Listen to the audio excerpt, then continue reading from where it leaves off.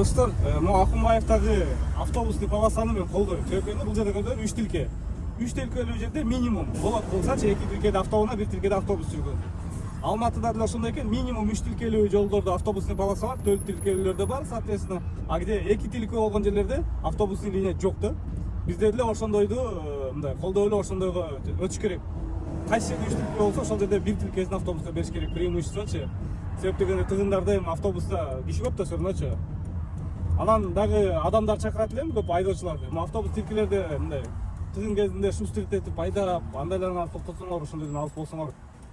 И мыйданда чакырат элем, или УПСМди 2 тилкелүү жолдорго автобусный полоса чийбегиле деп. Мисалы Байтик Батыр, Абдрахманов, ошондой эле тетиги Манас, Айтбатовтаргачы. Акунбаев, мисалы үчүн Матросова кесилиш жактар көрдүңөр, 2 тилке, автобусный тилке жок. Бул туура негизичи.